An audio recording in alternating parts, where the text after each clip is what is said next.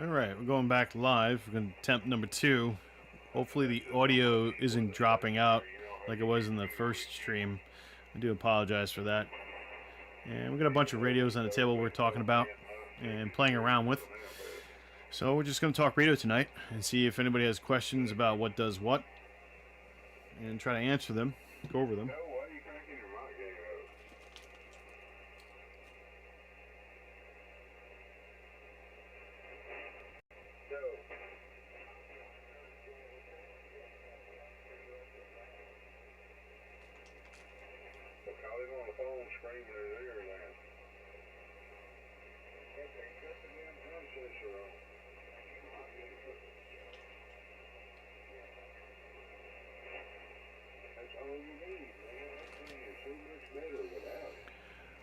One of the best tools to have in the field. Multi-tool. Leatherman Wave. My favorite tools ever. So what we have here is the KX2. I brought it out in the other live stream, and I was talking about it, but a lot of my audio got cut out. Basically, this is my field radio. I have a external speaker which I plug into it because its own speaker is kind of crappy. I have an external battery pack which I'm charging and also powering the radio with. So I'm also extending my time in the field. One of my favorite little expedition radios is weight, and if you set it up correctly, it doesn't use a lot of current. Now, low current draw radios in the field means less bulky batteries to carry, longer time on the air usually, and just more efficiency. But we're on 75 meter phone right now. We're at 3.927 megahertz. Pretty big waves.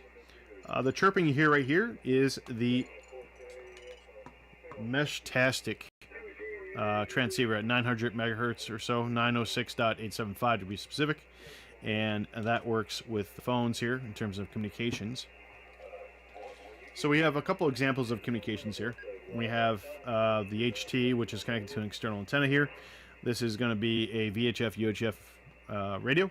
We have some more SHF type of radios, although it's still UHF, 900 megahertz bandwidth radio. Sorry, and I have a mesh core one here. So we're running mesh core and Mesh-tastic together. And then we have the traditional HF radio, which goes out much further. Communications are much more reliable in the field. And I was showing this before in the first stream. This is a type of device that connects to your radio via coax cable like this, and you put a wire out there on this portion here. You string it up, and you can get on the HF bands with this particular device. This is a auto transformer, 49 to 1, and I use them in portable operations. So I see we got 5 viewers here. Hey, audio's better. Okay, great. Thanks.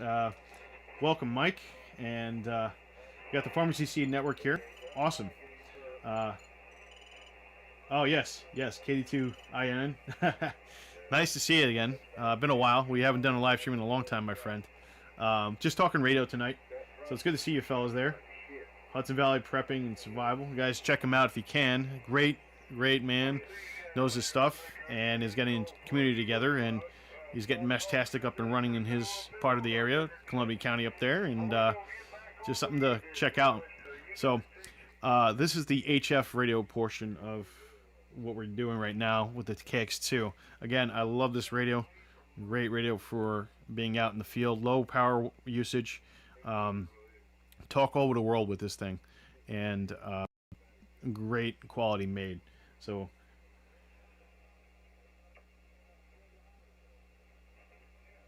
nice. Thank you. Thank you. Yeah, it's good to see you guys. How you guys been? Hey, morning from the UK. We got G7LHK here. Hello. Hello, sir. How you guys doing over there? I tried making contact with you right now, but it's morning over there, and I tried 20 meters, and it wasn't looking too good where I live. I'm just using a 20-meter end-fed half-wave that's outside. That's like one of these things, and a bunch of length of end-fed half-wave wire fed into it. And, yeah, we're just talking radio. We're talking Mesh-tastic. Yeah, anytime, Mike. Glad to have you here. It's an honor to have you here. Honor to have you guys all here. Um, Hopefully, you see some things that you like. If you have any questions about anything, let me know. This little thing here in the center is a fan. You might be wondering why I have a fan with my radio stuff. Well, the reason why I have a fan is because in the summertime, turn it on for you, right? Uh, these radios get hot, and they don't have a fan heat system in it to cool them down. So I buy a fan and I put them on the radio so I can operate radio longer in the field in the humidity and hot temperatures of summer. A lot of these radios aren't designed for the field, unfortunately, and they overheat rather quickly unless you have a little mini fan in there. So the fan, that's why I have a fan here on the table. So I'll put it back down there. Cheers, guys. Yeah. Hey, Troy. Nice to meet you, Troy. Name here is John, Juliet, Oscar, November. Call signs Kilo, Charlie 2, Bravo, November, Whiskey. That's KC2, BNW. And we were just checking into the net over here on the WECA net. And I was just showing a little bit of how the net works on the radio here. I don't think there's any more nets going on the VHF side of things in my time zone area. But there might be some on the 40-meter band or 20-meter band, but I can't get any reception at my current area. Right now we have 80 meters here, or 75 phone, really. You got some guys doing some rag chewing on 3.927. They're probably down south, maybe I want to say Tennessee, North Carolina right now. That's what we're getting in on the radio right now. So just via, again, some random wire outside. I do have a T-match antenna tuner for this particular band. Unfortunately, I don't have a end-fed half-wave for 80 meters. I only got it up for 20 meters. But I digress. You could probably listen to it on a shortwave radio that has sideband listening, too. Nice to meet you there, Troy. Yeah, it's a pretty cool hack. It's a little, interesting hack. And I'm testing out this OBS software, so I'm very new to streaming. So I apologize if the audio and things are out of sync. I'm sorry. I'm still trying to troubleshoot. What's funny here is I'll show you my little setup. I do have a microphone and a Sound Devices 302 mixer, and that's what the main audio is coming in from. Plus, I do have a H4n Pro for ambient noise, so you got stereo and whatnot, and I got a microphone kind of like right over here on the side, and that's how we're getting audio. And I've got a GH4 camera on top and HDMI out to a USB capture device, and that's what's bringing all the stuff into the computer right now.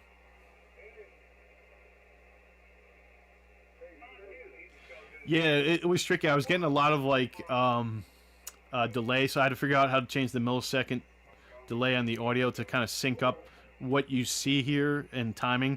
So it's a slight bit off, but it's hardly noticeable right now.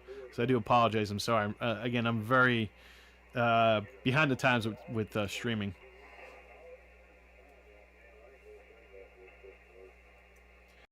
Thank you. That's a Valley Prepper, sir.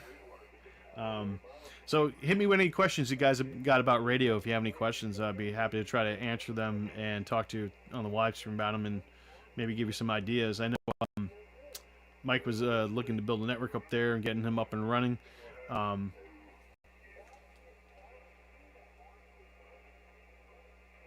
Okay, yeah, we got XSplit. Oh, you got a Station Master Pro V3 from G5STU. Okay, I haven't seen that one yet, Troy, but much better. Yeah, oh, thank you.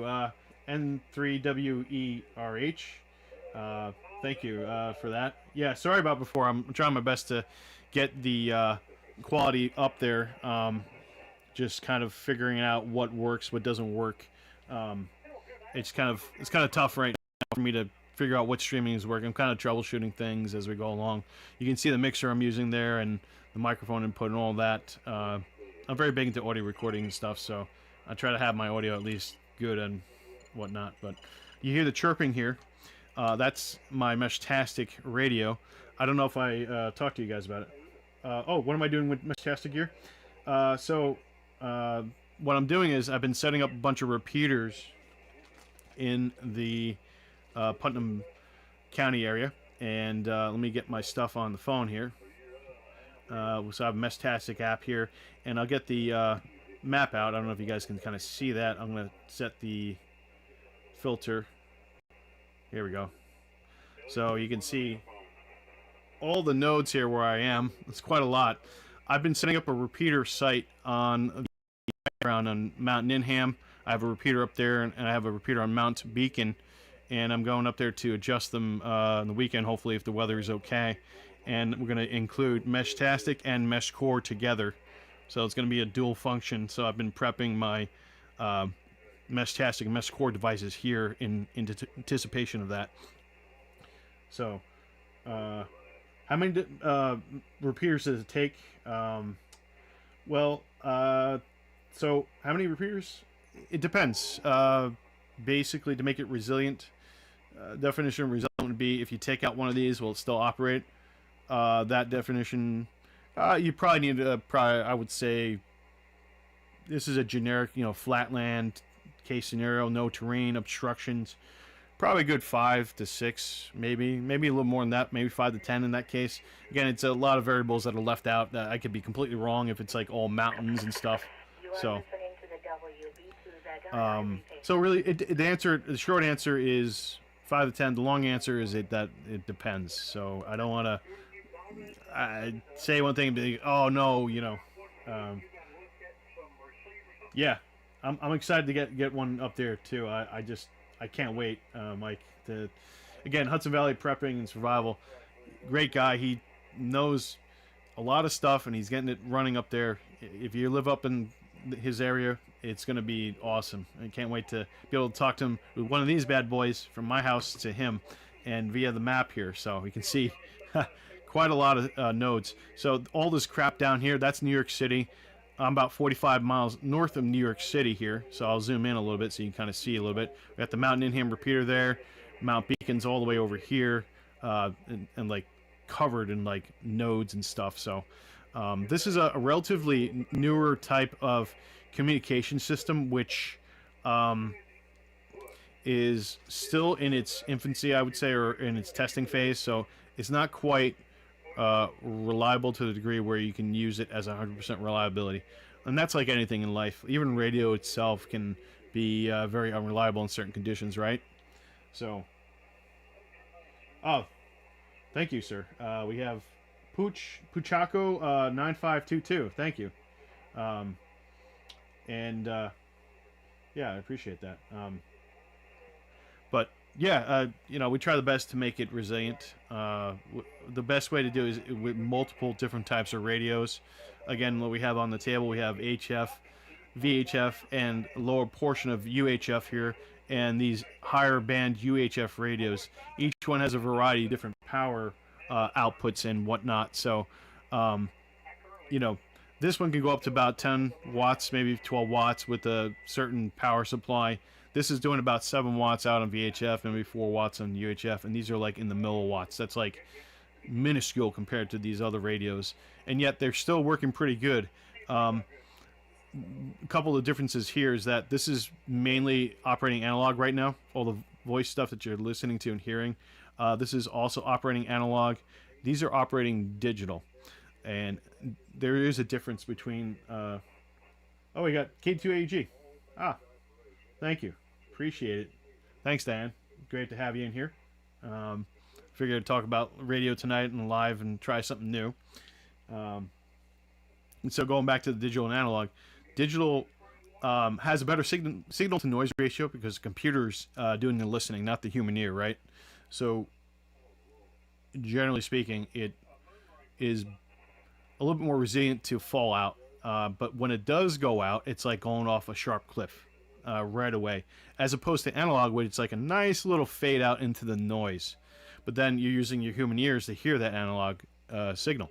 So your ears may not be the best. Mine aren't anymore because I've done a lot of music composing and things like that, and it's just not where it used to be. But I digress. These radios get out pretty good, and I'm excited to get some mesh core up there and upgrade the position of certain repeaters in the Hudson Valley here to get out further.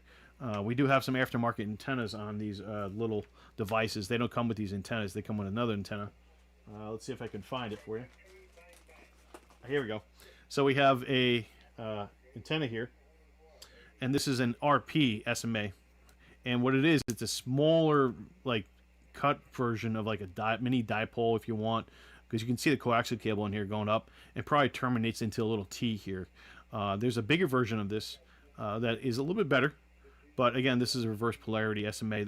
Whereas, the IOC, or that little connector that goes into the board into here to regular SMA. So these are regular SMA antennas, and these particular antennas are pretty good. They're similar to them, and they are very much tuned to 906.875 megahertz, right on the nose with 50 ohm impedance, very low SWR. They do work okay for mesh core, which I think is like 910 megahertz or thereabouts. 910.525 I think is the frequency. I don't remember the exact frequency, but let's check it in here. Oh yeah, 910.525 is the frequency for the American setting of mesh core. So we do have the mesh core and the Meshtastic on two different frequencies operating. Let's check the chat. Yeah. So if you have any questions, just fire away. Let's see if I can show some more toys and gadgets here while we're chilling out. Let's talk about computers actually that go well with amateur radio. This is a well-known computer by a lot of YouTube channels and out there. I like this tablet. It's a very small tablet. It's the third generation of the tablet. It's a ToughPad made by Panasonic. The designation's the Foxtrot Zulu Mike FZM1, and this is a later model. It's Mark III. The Mark 1s don't run so well.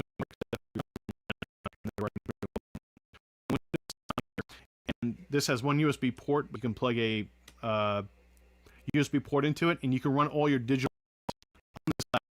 And it does include either a wireless WAN card or a GPS card. So what that means for anything doing digital like JS8 call, FT8 with your radio, this thing will stay synced up in terms of time and precision with satellite sync on it without having internet. And that's really important in the field. Something like this would be very nice. Normally you'd have like a USB dongle for a GPS separate receiver. That can work too, but the computer works very well. It's very popular. If you can, for a good price, decent price, you do have to get a drive and sometimes an extra battery with it. But they're usually used for like scanning license plates in and things like cards and stuff like in. They're used by government facilities actually, and they're kind of getting rid of the old stock. So I got one. I use it in one of my kits that has the 49-to-1 auto transformer in it, and I basically do HF comms out in the field.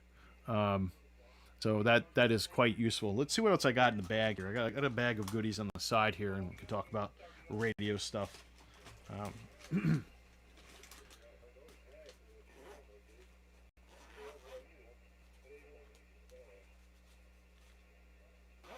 Yes, Starlink. Yes, that is another additional thing to run with comms. Absolutely.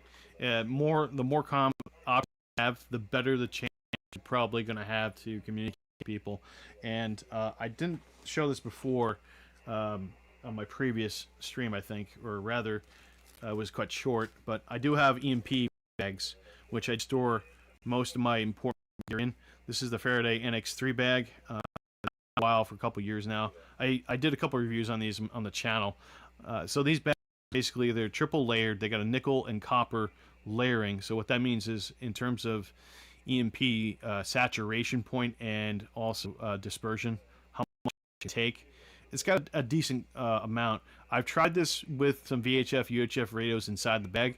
They would not receive anything, even with the antennas on them with another radio hand close by. So they do work on a VHF, UHF spectrum. How good they're going to work on a HF spectrum, I don't know. How's it really going to work with a coronal mass ejection or EMP? I don't know. Like, I haven't been to that, and I don't have to. And I hope this thing does work. If it doesn't, well, we're all in trouble, basically. Exactly. More comms, more better. Exactly, Mike. So another thing that's useful to have, which I haven't gotten a chance to recommend to you yet, or maybe I did, I forgot, but this is the Nano A.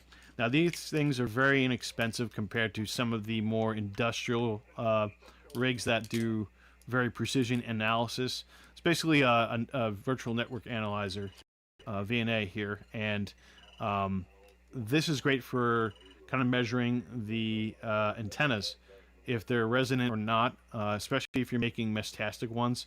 I do have an older MFJ tuner, and not tuner, a SWR meter. Here, let me grab it on the side here. I'm going to step aside for a moment, guys, and show you the difference.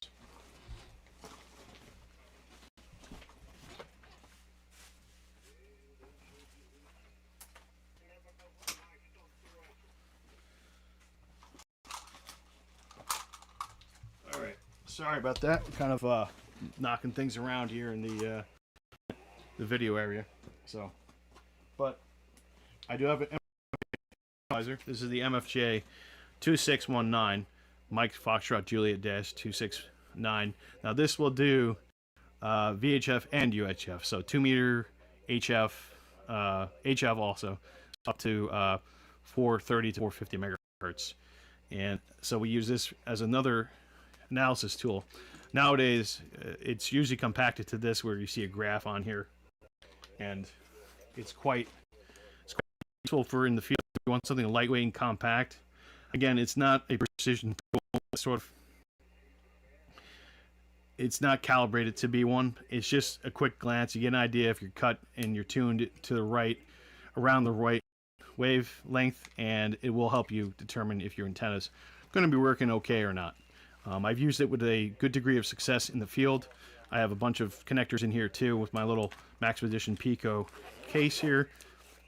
Nice little case they sent me for review. Maxpedition, great company. I've been working with them and another company for a while. Have a good night, Troy. 7-3, my friend. Thanks again. So, going back to the mestastic stuff real quick. There's a couple other nodes you can run. I don't have all of them here, but I do have... Well, hello, Vanessa Kitty. How you doing? We have a sense cap. This is another type of mestastic transmitter. Very small. It's got an internal battery, internal antenna. Got a semi-proprietary charging port. It's really a rather uncommon one. You can buy the adapters from this to this charging port here. But what it does is it's small enough to fit in your pocket. You can take it around. It'll connect with either mesh core or mestastic, and it worked fairly well. The antenna actually works pretty decently. So I carry one in my pocket at work in case I don't want to carry this big thing with an antenna sticking out. Looks kind of like pretty obtrusive, really. Intrusive and obtrusive, if that's a word. I'm making up words here. But yeah, this is much easier to carry and simpler to use. It's called the SenseCap T1000E. So then do have another tool. This is the Card Pruder ADV. Normally this comes without this little extra portion here on the side. This is an addition you buy with this. I have it screwed in on the back here. You make this little computer. This version 2. There's a first generation of this where it doesn't have the pin structure to plug in like this. This is what they call a pin testing device. Now, I'm not an experimenter by any means, but you can run Mestastic or Mesh 4 on this thing. You can turn it on. It's got the proper antenna for it. It's launching right now. You can even go to M5, their website, and get this item, and you can upload a different type of startup sequence for this. This one's set up for Mestastic. I do got to update the firmware for those who are doing... yeah, definitely way more discreet, Mike, that little card. I agree. 100%, way more discreet. It's nice. The new software of the base UI of Mestastic, the 2.7.19, I think, you can actually trace back your history in the chat. So no longer do I have to see my phone to see the history on a Mestastic. So if you can update to the latest alpha build, which is unstable, Mestastic will work pretty well. But basically, you got a keypad here. It kind of reminds me of those older pagers, if you will. And you got this one has a GNSS type of GPS in there, GLONASS. and it has the 915 megahertz radio in there for the Meshtastic Mesh Core. So they work fairly well as a standalone device, although it's kind of hard to see any kind of maps on it. The other standalone device that I like, I don't have it here right now on hand in the room, but it's the LilyGo T-Deck Plus. I like that a lot because it has a glow-in-the-dark keypad, and it has an actual screen. I think it's like 340 by 240 and pixel resolution. And you get if you download the maps onto the SD chip, you can see on a map where nodes are, generally speaking, which is quite nice. So that's a good one to have. So again, it's a little bit smaller than the T-Deck Plus, although it's a little bit weird with this hat on top here. On the top here, we do have a pinout device here for testing things, plugging in other modules. We have a port here, speaker. So this is a nice little radio device to use with a keypad on it. So if you want to do texting with the 900 megahertz stuff, you can. You can get I forget what they call it. It's like the NRF type of modules that go on here, and you can kind of do other things with it. So there's so many things to do with it. I haven't been to scratch the surface of this, but another interesting device for radio comms and communications. Computer ADV.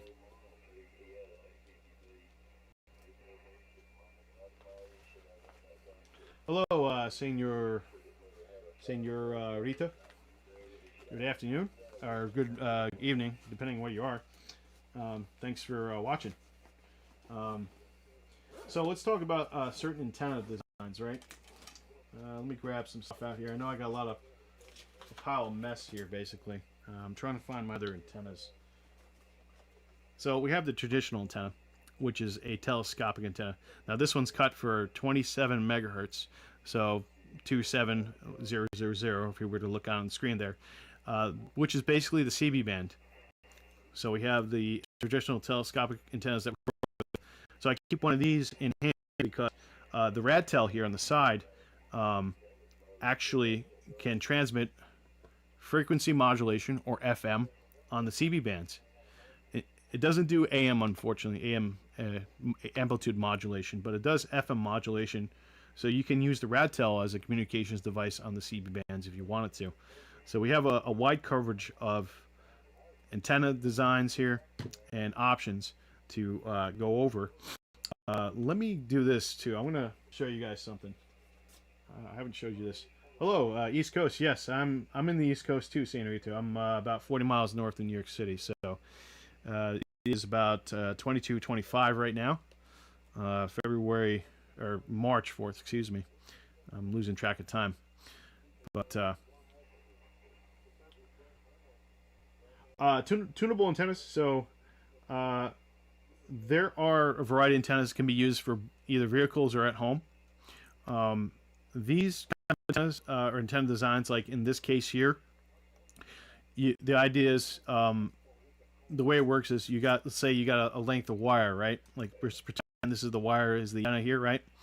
And traditionally antennas, they're in a dipole fashion where you would have a coaxial cable, kind of like this on the side, going up to the wire here in the center, and on each side of the center, that would be your dipole. It would be cut to a certain length of a half wave of the wavelength you want to use. Wave dipoles, right? They're fed in the center, so that's important. It's got to be fed in the center because of electrical values and whatnot. You want to keep it it's about 75 ohms. That's a typical dipole, so it's within the realm of being happy with our radios, which are 50 ohm outputs. Our radios want to see a 50 ohm match, any communications radio. Okay, so 75 is not, it's off, but it's not too far off where it's going to be the world's ending thing.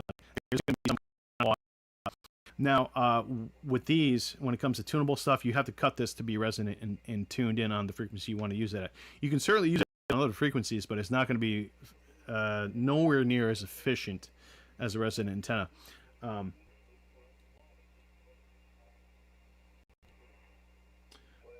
So, by going back to the vehicle antennas, you could have a tuner in place. So, order of operations, you have the radio. You can have a tuner here, right? Let's pretend this is the tuner just for argument's sake. Tuner to your end-fed half wave to the antenna. This will make it so that whatever impedance it sees, it'll be happy with. So your radio doesn't break trying to get the stuff out. Once it exits the tuner, whatever the tuner is. And in fact, this L-Craft has a tuner inside of it. Speaking of tuners, you can tune up on most wires like this and make it that the radio is happy to transmit through the antenna. Doesn't mean the antenna can be very efficient at working. You might get a lot of different lobes and things like that. It's just physics. But you could make any antenna on a mobile tunable if you have the right kind of tuner for it. Whether or not it's truly efficient, if it gets out, I'll give you an example. A dummy load, which is sort of just a 50 ohm heat generator, basically. Well, not even heat generator. It just goes on the radio. No signal gets out, but it's SWR is 1.0. The radio's happy with it, but barely any signal comes out of it. So when you tune an antenna, it's a little bit different, but it's kind of a similar idea. We really want to have a matching antenna as much as possible for the most efficiency. I say that as a guy who uses the random wire antenna out my window with the T-Match antenna too. So I make great contacts with that all over the world. So it's not like you can, and it can be really efficient, but you can do tunable antennas on a car. You just got to have the right gear and the right setup for it. These antennas you would not want to put in your car. They're a little bit too long. These 49-to-1 auto transformers, they're within the HF band. That's generally speaking 10 meters and down, usually. Downwards, that's when these things become effective. Maybe not so much on 160, I think. I think I've seen examples where they do work on it, but it's very... 160 meters is a long piece of wire around your property. So oh yeah, so the KX2 has a automatic antenna tuner. I'll do it right now. We can engage the ATU here. So let's cancel that, actually. Cancel that out. And so we can open the menu here. I'm trying to remember how to do this. Oh, display. Okay, so we can change the menu here. I have a manual tuner tuned up right now. So this has a ATU, that means automatic antenna tuner, in the realm of the KX2 lineup. So we turn this knob here, right? Now it's going to go to auto. So you just seen it turn on auto, push this, hold this down. Now you hear that clicking sound, right? You see that value there? That just told me that's 1.1 on the SWR in the tuner there. And that little clicking sound was the relays shifting to match, to make a nice, better connection to get out of the radio. So this has an automatic antenna tuner built in. You can buy this radio without it, but it costs an exponentially more amount of money to have it built in. And you're also going to have to deal with if there potentially could be a failure, mechanical or electronical, down the line once it's used up too. So there's pros and cons. I prefer a tuner where you can like tune the knobs on it, a manual one. You have to physically change it each time, your inductance and reactance values and all that, to find the best ratio. Now the way that works is, let me disengage my tuner here just in case I forget. The way it works is you're supposed to go to the frequency you want, like say this, for example, right? We're at 3.927. And the way it would work is that you would tune the radio till you get the biggest amount of noise, whatever the loudest amount of noise is. That means you're really getting a decent reception. It's letting in all that energy efficiently. And then you can like do a little transmit right here real quick. And you can see, okay, is it close to 1.0 value? And you can kind of fine tune it with the other knobs, so you can kind of dial it in. That's generally how they work. Not all of them are the same. Not all of them have two knobs, but in general cases, that's how you would use a manual tuner for HF at least. Now for VHF, since the wavelengths are becoming shorter, right? You don't need that as much. You really need to focus on getting the right sized antenna. So tuning doesn't become an issue because the bandwidth also, 144 megahertz to 148 megahertz in 2 meters, that's only 4 megahertz of change. That's like nothing. But even then, antennas are pretty, they can be too. You can have one that's tuned for the repeater portion of 2 meters, which is on the upper side of the band, like 146 and above usually. So you can have antennas that are more specialized in getting into repeaters with more efficiency. Or if you're like me, I'll have a antenna where it's tuned down to the calling frequency, the national calling frequency. The national calling frequency is 146,520. So I have it on the radio here, 146,520, and that's usually where I cut my antennas to, because I do a lot of what we call simplex work. Simplex simply means we have one radio to one radio, one to one here, back and forth communications wise. Um, if we do anything with like half duplex or duplex, if you will, or in that kind of sense of the word, that involves a repeater, then another radio, then we're talking a little different than simplex. Even though it's still going radio to radio to radio, I prefer to cut out the repeater part and just go from radio to radio. I find that more rewarding and more predictable.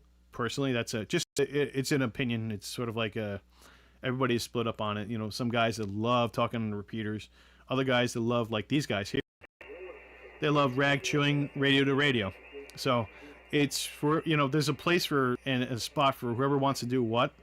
It works very well like that, and I find it's a nice challenge to get my radio to talk to somebody else's radio far off. And one of the things we like doing in radio is we like taking radios like this really efficient run radio. Let me see if I can find the power draw. Okay, so we're drawing about 139 amps current right now. If I disable certain features like the backlight and things like that, I can get this down to about 100 milliamps current draw, which is pretty good. You can get even further if you want to really dial in certain things here. And this is a really efficient field radio, meaning because it doesn't draw a lot of amperage, and when you're out in the field you can only carry so much weight on you with battery power and solar panels. So that makes it a pretty efficient radio for what we call hilltopping. So I go on the hilltops, basically of any kind of high area like a mountain or something like that. I'll bring HF radio, I'll bring my HF radio, and I'll call out up there and then see how far I can make it out from that vantage point. And a lot of guys, they have these thing called Summits on the Air or SOTA. It's sort of like a prize reward system. You can go online, and a lot of people volunteer at a time to kind of make up the prizes, and you get points for each different peak around the United States and around the globe. There's a similar program where it's called Parks on the Air, where you go into a park, you get a certain ID with that park, you can call out for that, and people will find you, hunt you down for that park. It's like collecting magic cards or Pokemon cards, basically, or Pokemon or whatever. You want to collect as many parks as you can to get a certificate, and you get different levels the more you collect, and more prizes, so to speak, you can send in for. So it's an incentive system that rewards people who go out into parks and on hills to do radio operations, basically. It's another way to train and prepare for emergencies and unforeseen circumstances and get an enjoyment out of it. Me, I don't do it for the prizes. I do it more for training myself on how to use a radio, when to turn my knob and tune, when to change frequency, when to talk, when not to talk. It makes you a better operator in the field, and then you get to really test out all the equipment you have in the field. Yes, I'm running it off a very old Energizer battery bank, and it has like a specific adapter. It has to plug into your plug out. Mike, sorry I didn't see the question right away, but yes, I'm running it off a power bank. This thing takes, I think, from 9 to 15 volts DC. So running stuff off battery banks. Right now I have a charger plugged into this, and then the battery is coming out into the radio. So technically I'm running it off AC, but if I unplug this, it'll run off the battery itself. And then even the KX2, this is an older model, and it has a battery inside of it. The newer KX2s, they include a battery charger for the battery inside the KX2. I got this at a time when it was not as expensive as it is now, but let me show you something here, guys.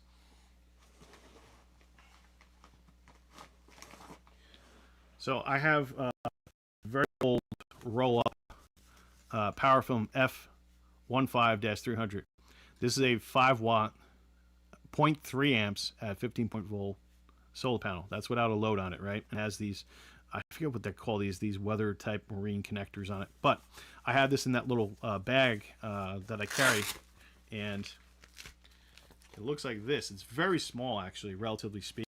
So you can kind of see that, and it all folds up very nicely. So I use to charge this battery bank. It's like a trickle charge, basically, but it'll charge the bank, and I can turn off my radio save some power, and be in the field indefinitely with breaks in between. And that was the original idea with my Summits kit. This thing's very light, very small. You have to have the adapter with it, unfortunately. But aside from that, I can always cut this off and make my own adapter too. So that is the power film. They don't make this anymore. I got this off of Amazon, I think, in 2019, 2018. I don't remember. It's been so long, and I got it for about like $25, $30 back when power film was being sold on Amazon. And I got a few of these, so I got really lucky at the time. They make much bigger ones, which are amazing. They're huge and they work very well.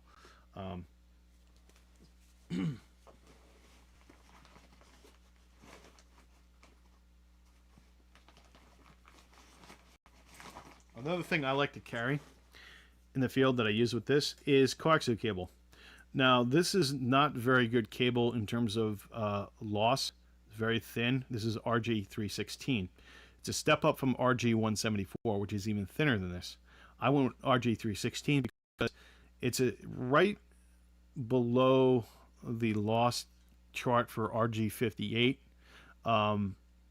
This is a little bit less expensive, a little bit more flexible and smaller to pack into a small bag. I think I got about 20 feet of this.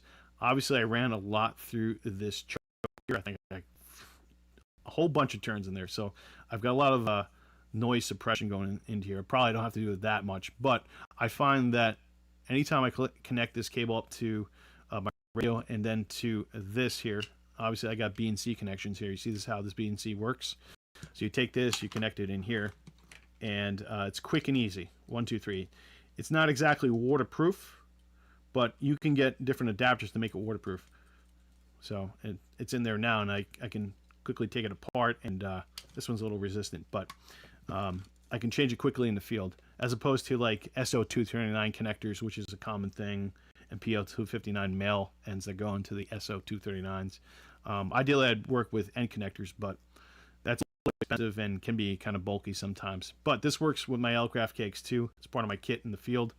You could go up to like LMR Ultraflex 240, but that's for HF in the field. I think this is just fine. If you're doing VHF operations, the Ultraflex 240 is really good to have that in the field. Obviously, you want to get like, better cable if you're at home, but that should work.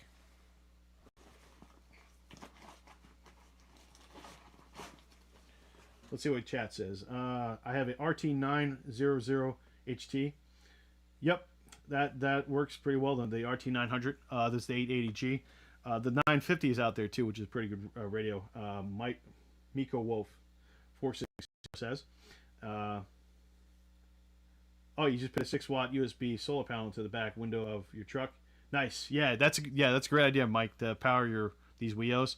What you could also do is you get a battery bank, like something like this, right? You have the solar going to here, and the battery bank to the radio. This way, this kind of takes all the impact of the fluctuations of the solar circuitry, if you will, instead of putting it necessarily on here. Not that it doesn't work with these; it does work pretty well. I am running most of my repeater nodes with just the internal boards of these. So, but that might be something to look into as well with your car setup. If you have like a smaller battery bank or something you're not using, you could dump it in there, and you have like a double system there. But that's pretty good. Mike Wolf says you got one GPS. I got the UV32, the big boy, will last for days without a charge. Yeah, I haven't seen the UV32. I'd be curious about it. What it's doing. Looks like it's quite the radio. I'm still kind of getting out of my old habits of the older radios that I have. Like let me try to grab something over here. I just have a bunch of crap lying in my desk here. So this is an older radio, came out in the late 90s, early 2000s, and it's the predecessor to the VX7R, one of my favorite radios. This is the VX6R. This is an ancient beast. It runs on the same batteries as the VX7R, VX6R, which is still in production today, the 6R. But basically, this is a tri-band radio. It does 6 meters, 2 meters, and 70 centimeters, and the battery's dead. So that's always fun. So I got an extra battery here on the side. Got a latch here. The nice thing about these older batteries, is that they have the O-rings on the batteries themselves. So if something happens to the radio, or rather the battery, it's easy to replace the O-rings on them. So you simply slide the battery in here, click that into place, and we have a radio that's powering up right now. So again, this is a VHF UHF radio, and this model, it's nice because it does 6 meters. Now 6 meters is known as the magic band. It's known as the magic band. Around this time of year, especially around spring and fall, even in the winter, you can sometimes get what they call e-skipping in the atmosphere, like atmospheric ducting, right? It happens on 2 meter as well, but not as much as 6 meter. And you can talk a very long range with these radios. Like, for example, one year, I was talking down to Washington from here on an HT. And another guy was there with an HT with a rubber ducky antenna too. So it can happen. But this is a nice transceiver. It's nice and small. My brother, I bought this off my brother for like $50 one year. He was trying to get money for something else, and I've kept it ever since. So it's a great little radio. I miss the radios that had like the volume knob on it instead of a button and you got to push things. So I kind of miss those radios there. So we have a whole bunch of programs in here. Another thing with the older models,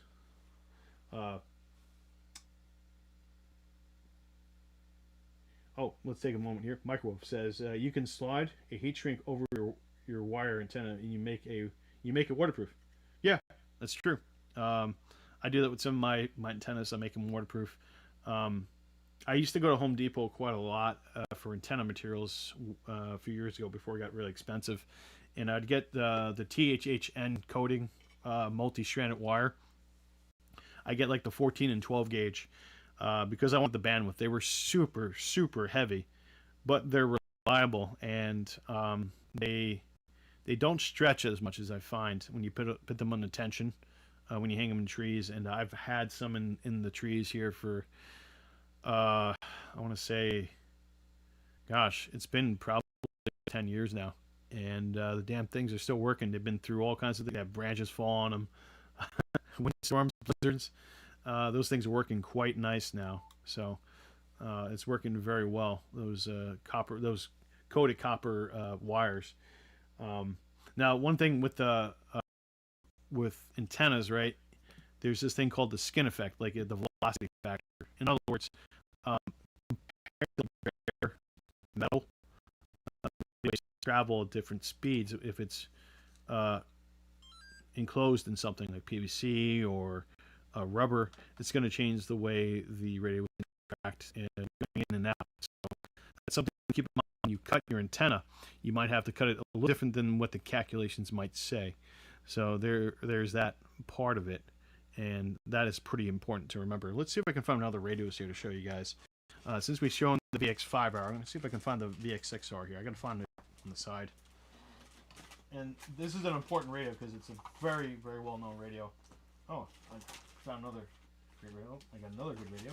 We got too many good radios here, guys. It's like a lot of crap. Fun stuff. Aha, here we go. So we're going to basically have this table full of radios everywhere by the time we're done. I have too many radios in my house. So, all right. So, yeah, science. Yeah, exactly. Tools and spools. Yes, exactly. Science. Some of the guys in Home Depot, like, are you a ham guy? Like, this guy, like, yep. He's the guy that took 200 feet of our copper number 12 wire. Yeah, we're an interesting bunch, ham radio people. We're a bunch of nerds, in a good way. But so we have some Yaesu models. Again, here is the VX7R. This thing's been beat to crap. I gotta watch my language here. I've had this in the field for probably, I want to say, 10 plus years until recently, last year. What happened was one of the buttons here came undone, so I had to cut another button in there. The glue came undone because it wore out over time on the keypad. They don't make this model anymore, and as you can see, all the paint's worn off.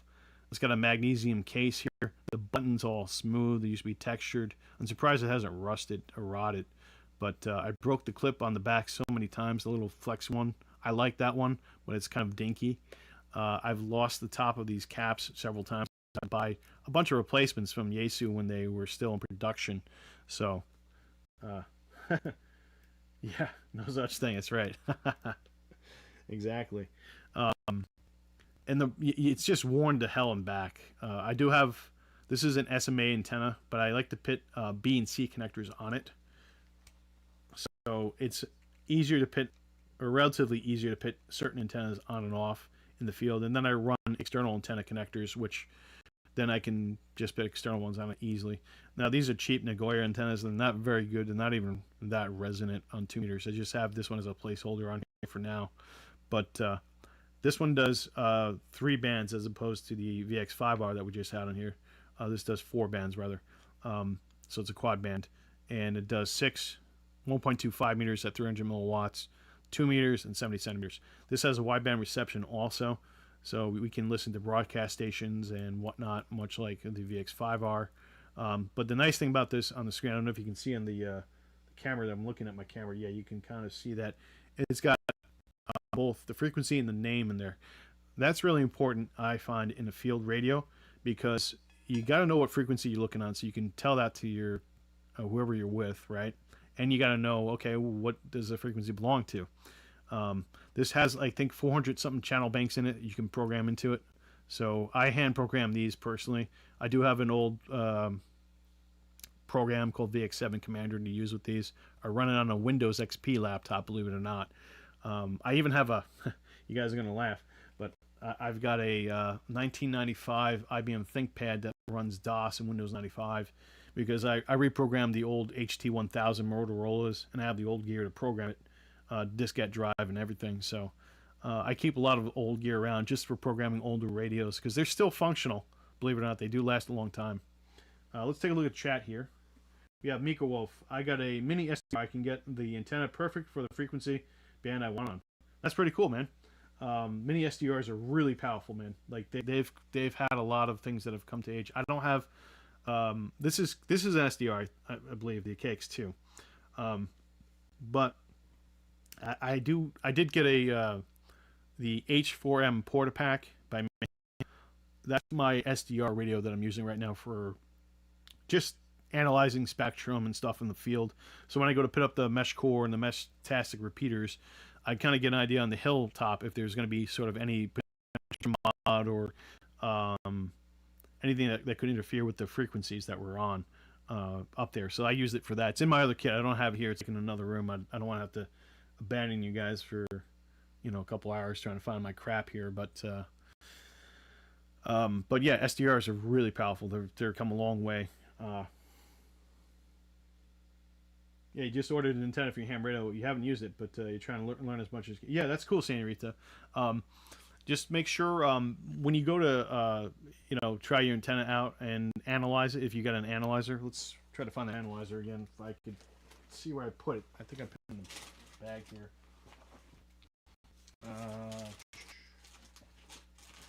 I just had it out before. It's a little antenna analyzer.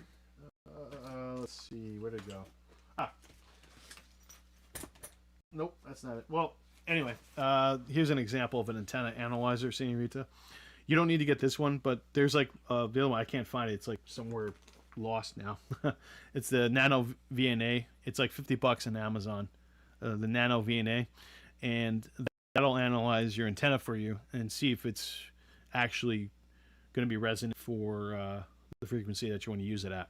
That's really important to do when it comes to radios because you can blow out your radios, damage them. And more importantly, you might not even be able to talk properly with the wrong antenna. But yeah, going back to radios. So that was the VX. Where did I put it? Here we go. This is the VX7R. This is basically unobtainium. Great radio. It's submersible and it's got the waterproof cap, everything. So I recommend if you can get this radio for about $125 to about $200 in a good condition, definitely worth it. Best place to get radios and also the worst place to get radios are ham radio fests. Okay. I've gotten radios from there and I've lost a lot of money and made a lot of money. So live and die by the sword, right? So another radio that I like using, and this is probably one of my favorite ones. There's some pros and cons to it, obviously, but this is the Yaesu FT1D. This is their first iteration of the combination of both fusion and what we call APRS. Turn this down here. There we go. So basically, what this is, it has a GPS module in it, an older one. I think it's like a 8.4 module, and it has what we call a digital mode. That means a method of encoding the signal into a digital signal, and a way to decode that same encoding process. It's called C4FM. It's a fusion method, and this is one of the first digital radios that I got with APRS. APRS is automatic packet reporting system. Now, what that is, in a nutshell, we're not going to get too much in depth with it, but let's read the chat here real quick. Hudson Valley Prepper Mike says, antenna tuners, do they need to match the wattage of the radio? Yes, they do. If you have like an antenna tuner that's rated for only 10 watts and you're pumping 50 watts into that bad boy, you're going to see some smoke and sparks and probably some other stuff going on. So you definitely want to watch your power output, especially if you're running an amp also. You want to dial down your main radio down to within specification. Basically, as low as you can get it without compromising your ability to talk. So, yeah, you do want your antenna tuner to be able to handle the power input of whatever the radio is outputting. Because you have your radio, then you have your tuner, then you have your antenna. That in that kind of order. So, to answer your question, but going back to APRS here, basically what it does is it sends a signal out from here, and it can report your location, much like Meshtastic. You can text with it, much like Meshtastic. You can even send an email with it, kind of like Meshtastic, but you're not wrap through other stuff. And you can also actually text phones. There's a certain, I can't remember what it's called now, but there's a way to text cell phones. The problem is the cell phone person on the other end has to opt in to the service. So you can't just text willy-nilly anybody and get away with it. They have to opt in to receive text from a certain service of some sort. I forget the who you're supposed to text the phone number out, but in a nutshell, you can use the digital portion. The nice thing is that if you manage to hit not only a repeater site, which we call a digipeater, if you hit both a site, and I have one here, it's sort of like an RF syncal. It's what we call a receiving station, a gateway, if you will. Now the gateways, pretend this is the gateway here, right? You hear the APRS, and there's a gateway that's listening to your signal. The gateway usually is linked to the internet. So this will go to the gateway. Gateway goes to the internet. And what that means is your position gets reported to the internet. Whatever you set your GPS at or whatever you type in for your latitude, longitude will report in on the internet. Now, obviously, you can give it wrong coordinates and mislead people. I don't recommend it unless it's, a different kind of situation, obviously. But if you're in an emergency, that becomes very useful for people tracking you down. If you can't get a cell signal up, but you can certainly hit something like this, then that makes it worth it. Now, what's the probability of that happening? Again, it's hard to say, but it's better to have an option than no option, in my opinion. And for the weight that this weighs in, I would probably carry something like that personally. Not everybody would prefer the Spot 3s and things like that. I would prefer something like this personally because it's part of my gear allotment, and I'm carrying a radio anyway, so it just makes sense for. But that's one of the uses for APRS. There's other uses for it too as well.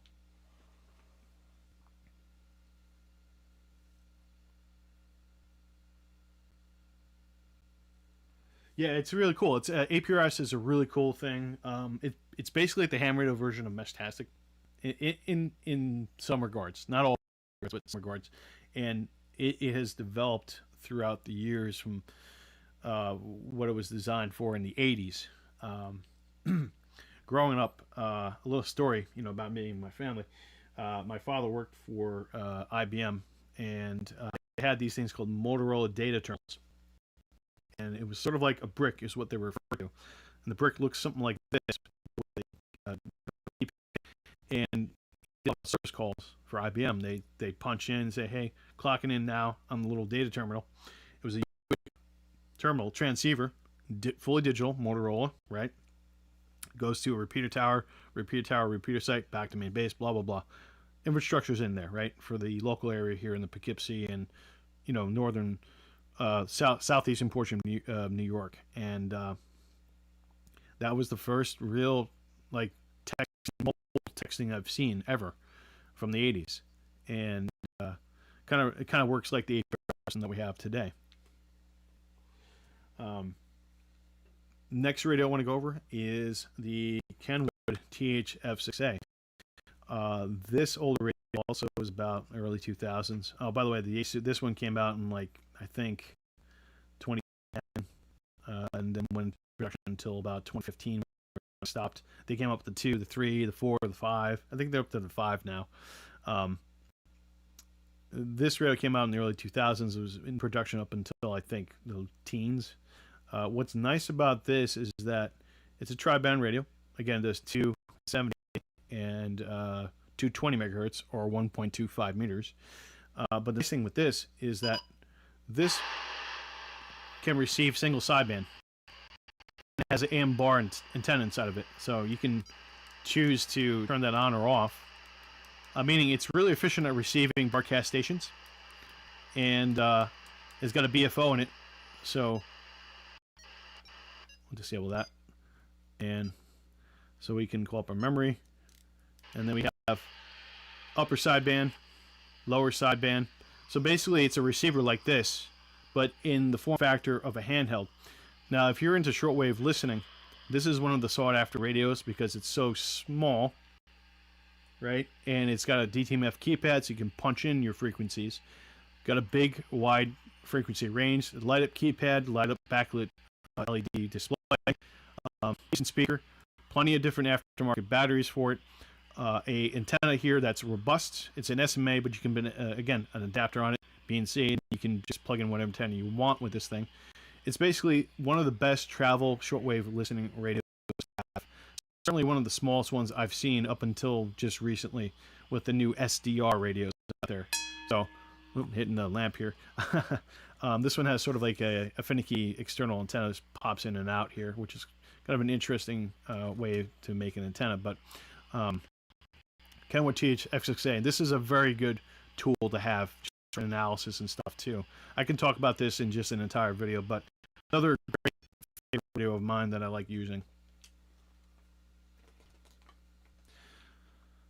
All right, let's check chat again. Oh, yep, very cool stuff. If you guys have any questions about like radios, I can try my best to answer it. And again, I don't know everything, so take whatever I say with a grain of salt.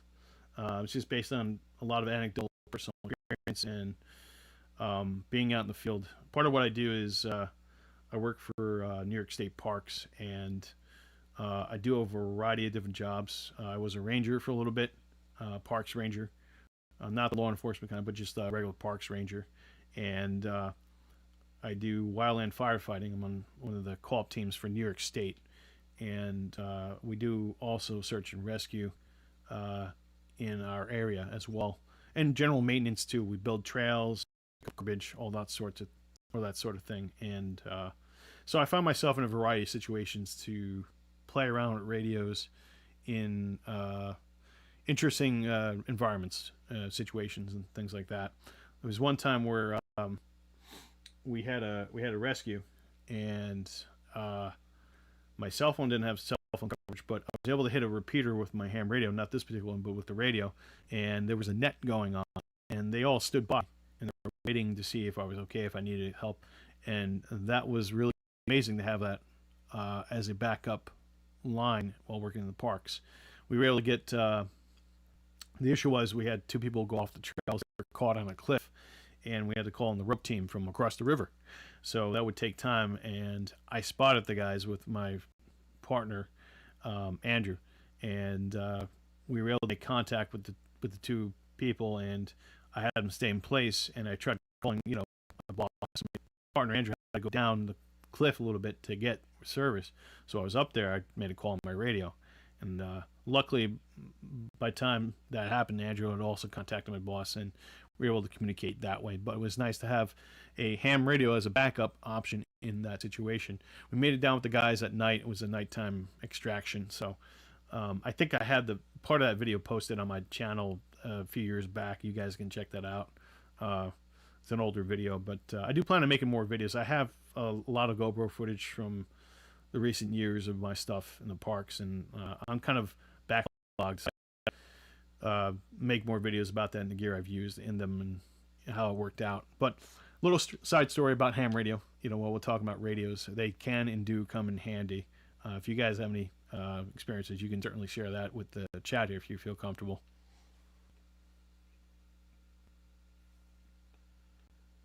Yeah, absolutely. Have a good night, Mike. Thank you, sir. Hudson Valley Prepping Survival guys, one of the best guys on YouTube for knowledge and experience and inspiration. Check out his stuff. He does live streams every week. Great videos. Has a ton of knowledge. Knows a ton of people. Check him out, guys. Can't recommend him enough. Thank you, Mike. Oh, KD2HR back to net control. Yes. 7-3 KD2AG. I think you said, oh, you're staying. Okay. Very, very nice. So yeah, feel free to ask any questions. I'm always testing gear and stuff out. Maybe I instead of showing the radius, I can show kind of what I carry with me, or at least some of the toolkits I would use out in the field. Hang on a second. Let me move some of these off the table here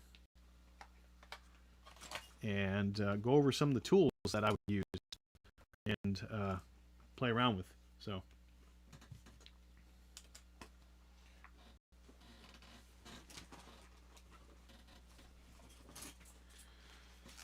I think you guys are going to like this one. This is a video. I did a video review of this last year, and I have changed this toolkit a little bit since then. But I usually carry a variety of different tools with me when I'm doing ham radio operations, and even when I'm working. I have a different type of toolkit laid out. You know, different tools for different environments. But this is one of the kits I would carry with me because it's very small and compact.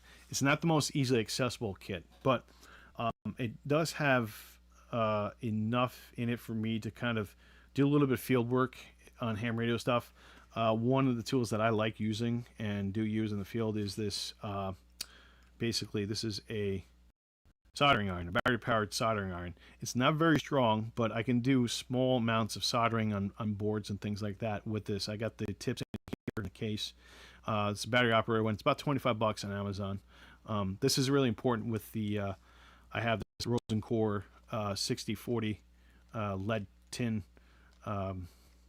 mixture, and I like using this for field repairs, so I use that. It's been used, so it's kind of a little dirty inside there, but useful tool to have out in the field with radio operation. And if I have to solder something for antenna making, I can do that as well. Let's see here. Let's put on multi-tool, fun multi-tool. I carry it in the bottom. And this is a fun one because this particular multi-tool is not made anymore. And this is the Leatherman Squirt ES4. It's a highly sought after tool because it's rare to find, it's out of print, and collectors pay a lot of money for it nowadays, unfortunately. I wish they would make this tool again because this is a wire stripper. You can see in the front here as 20, 18, 16, 14, 12 gauge. I believe that's all for AWG standards. Obviously, it's going to be a little bit different for solid. You can just do the calculations, but you have a small little gripper here in the front, little teeth here for the pliers. You have a small, very small wire cutter, which does come in handy. So that's a main tool to have in a kit like this. If I have to do any kind of quick wire stripping in the field, I have a small wire stripper. It has a small precision blade, or a general blade, I should say. We have a 3-second file. This is great for cleaning contacts. Like I've had to use this for cleaning battery contacts, corroded stuff, electronics in the field. It's kind of dirty still, so sorry about that on the film. But we do have the main tools there. That's the file, and I think I have a pair of small scissors. These are okay. The Victorinox scissors, which in the kit, but they get the job done for small tasks. Small slotted screwdriver with the bottle cap lifter. Every multi-tool nowadays has a freaking bottle cap lifter, so you can make use out of that any way you want. But for, again, small purpose use, you don't want to over torque something. Then we have Phillips 2D screwdriver, which is very used here. So very handy little mini tool, and slots really nicely in this little bag here. The bag I have right now, this is a Van Quest bag. This is the what they call the pocket personal maximizer bag, and this is the huge variant. It's very thick. I've overpacked it, but I have OCD, so I like to fill out all the straps and everything with gear. Moving along to some other tools in here. Let's talk about this for a moment. Everybody's favorite tool. This is the Leatherman Wave, and this one should be the 2nd gen. And the 2nd gen, oh no, sorry, 3rd gen. It's got the replaceable 154 cm wire cutters in the center here. Your general tool, you get the needle nose pliers here at the top, your pliers, your center pliers here, and the wire cutters, which are very useful. Again, in a ham radio sense for cutting stuff and stripping stuff. And we have a interchangeable bit here, which we can run with our interchangeable bit set that we have with the kit. We can run different kinds of bits. So if you have to access interesting fasteners in the field that might fasten our electronic gear, I can do that with this. We have the main serrated blade here. We have a main straight edge blade. It's a little dirty again. Use this for hot glue cutting and stuff like that, so it's got a little bit of residue there. We have a saw, which is good for making tools that can go along with our radio stuff in the field, if you will. We can cut wood and use that as a miniature tool. We have a 3-sided file. This one's got a fine gradient side. This is diamond coated, which is really important because you can sharpen blades with that. And inside we do have a pair of scissors here and a couple other slotted screwdrivers and things like that. So again, a very useful tool. But what's really useful about it is that you have all these other tools that work with it in conjunction. So it's sort of like a modular platform that works with some of these tools here. For example, I'll just show you real quick just so you can get an idea. And there's a variety of different tools which we can use. We can take the bit out here, right? And we can take, this is a company that is in Taiwan. It's called 711L. They make these little ratchets, and this is a multi-shifting ratchet. Notice this here, this bar, is designed to fit into both any 6mm hex slot or a Leatherman slot here like that, right? And now I can use my Leatherman in a fashion for torquing down small projects, and even the bit will fit in there, and it won't. So I can use this to kind of get a different angle if I wanted to for repairing electronics in the field. So that is a nice, unique tool. So again, I built this kit to be modular like that and do things like that. So that works very well with our ham radio kit and our analyzers and things like that. So I have different ways to fix things in the field, and it's not like I'm carrying a huge bulky bag. I'm just carrying a small bag. It's not the most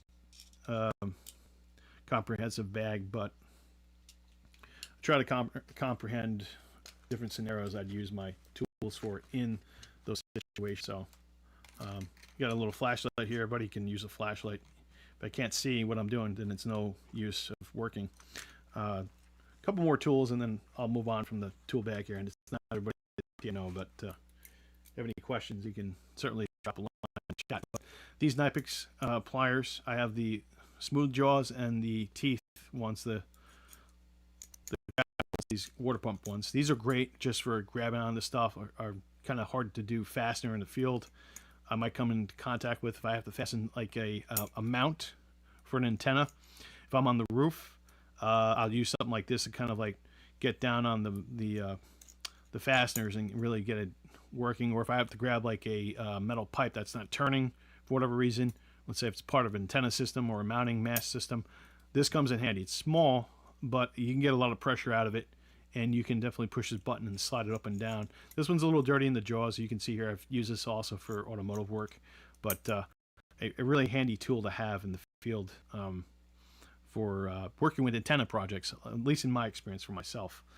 There's other tools you can use when you're working with antenna stuff, but since we're talking about ham radio, that's what this is designed for, is for that kind of work to utilize that. The other last tool that I have in here, it's kind of but this is the Cyber Tool L, and this is the Victorinox tool. This one has a bunch of bits in here, 30 bits. You can change here, get a holder, double-sided bits. So this is for the precision work. I don't have precision bits in the other kits here. These are the precision bits. So if I'm working with tiny electronics that I got to take apart, like the plate here, I probably use this thing really quick. I can pull it out, get the right kind of screwdriver portion or bit, put it in there and work with it. I have even smaller types of pliers, different than these pliers here. I know I have a lot of different pliers in this kit, but this one's so small and tiny, it gets into the place that I can get that really useful. It's got a wire crimper here too. If I want to crimp on a connector real quick, I can do that with this. It's got a tiny little, wire cutter there. I don't use that, but you could use that in a pinch if you didn't have one. But the main thing that I like about this is the scissors are second to none. These are super sharp, precise, and they work very well. So again, that's a Victorinox Cyber Tool. I keep that in the kit here as the secondary multi-tool that I have. So the trick here with this kind of kit, the way I've designed it, and its downfall is that it's so filled with crap that you have to take out a bunch of stuff to get to the actual stuff you want to use. So that's a kind of a double-edged sword by having so much gear. So I don't recommend people put their packs like this, but that's the what I call the hybrid toolkit. It's both electronics and just regular tool work. Okay, sound cuts out. I'm sorry about that. How is the sound now? Is it working, Senorita?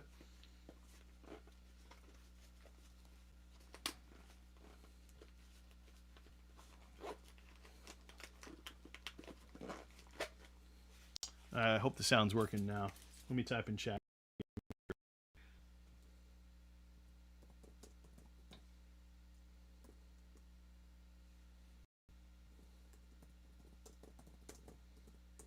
Might be getting to that time where I should probably end the stream. I think my GH4 camera battery is getting low too. But yeah, that's ham radio gear. I'm glad you guys learned a lot. I'm glad to share. I'll do more live streams like this in the future too. Anybody have any questions before I run? Anybody want to go over some stuff I showed or add some thoughts? Feel free to type in chat if you like. Do my best to help you, and I'm got some reviews coming down the line too of different gear that I have in. I got in. Let's see here. I'm trying to find it. I got so much stuff here on the side. We got some toolkits that I got in for review. I did the official video filming of them, but I haven't edited the video. But got kits they send me for precision bit work. This is a Taiwanese company. Very cool. So I'll go over that too and make different kits I can use in the field to repair these things. Oh, okay, yeah. The beginning is just me kind of messing around, talking about certain things, and yeah. Thank you. I appreciate you guys watching.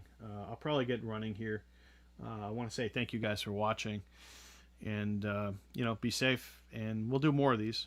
Appreciate everybody coming in. Everybody have a good night, and thank you for watching.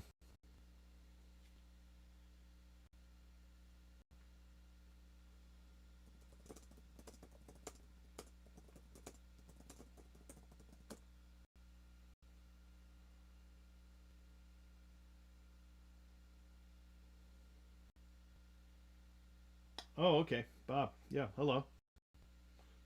N0XJJ.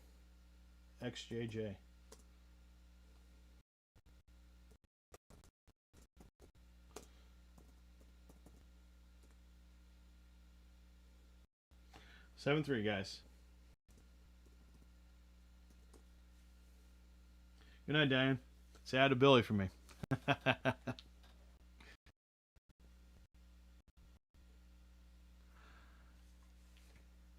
yeah, gotta move the camera a bit. There we go. Gonna knock the camera around a bit.